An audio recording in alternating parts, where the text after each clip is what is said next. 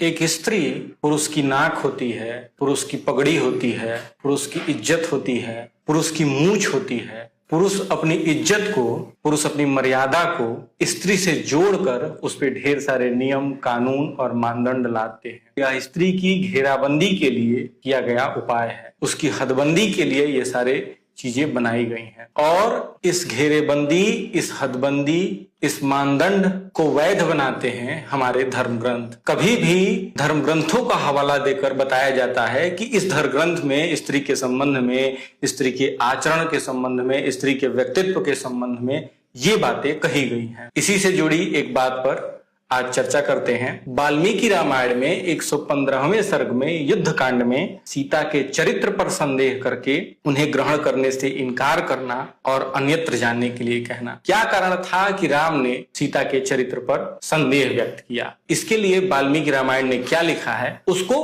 पढ़ते हैं। श्री राम कहते हैं कि विदितश्चास्तु भद्रम ते यो अयम रण परिश्रमः तुतीर्णः सुहृदाम वीर्यान तदर्थम मया कृतः।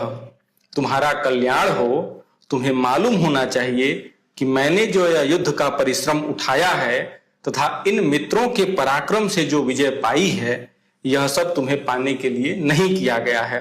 अर्थात राम कह रहे हैं कि सीता तुम्हें पाने के लिए मैंने यह नहीं किया, तो आखिर क्यों किया?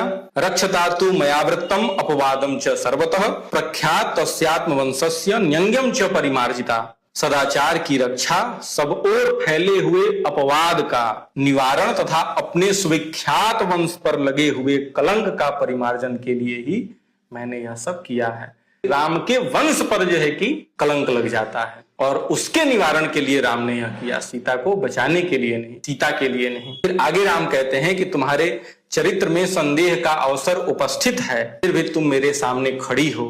जैसे आंख के रोगी को दीपक की ज्योति नहीं सुहाती, उसी प्रकार आज तुम मुझे अत्यंत अप्रिय जान पड़ती हो। फिर राम सीता को कहते हैं कि मेरी अनुमति है, तुम जहां चाहो वहां चली जाओ। अतः जनक कुमारी, तुम्हारी जहां इच्छा हो चली जाओ, मैं अपनी ओर से तुम्हें अनुमति देता हूं। भद्रे, ये 10 दिशाएं तुम्हारे लिए खुली हैं, अब तुमसे मेरा कोई प्रयोजन नहीं है। आगे कहते हैं कि कौन ऐसा कुलीन पुरुष होगा जो तेजस्वी होकर भी दूसरे के घर में रही हुई स्त्री को केवल इस लोभ से कि यह मेरे साथ बहुत दिनों तक रहकर सौहार्द स्थापित कर चुकी है, मन से भी ग्रहण कर सकते। आगे कहते हैं राम रावणांग परिक्लिष्टाम दृष्टाम दुष्टेन चक्षुषा कथम त्वा पुनरादद्याम।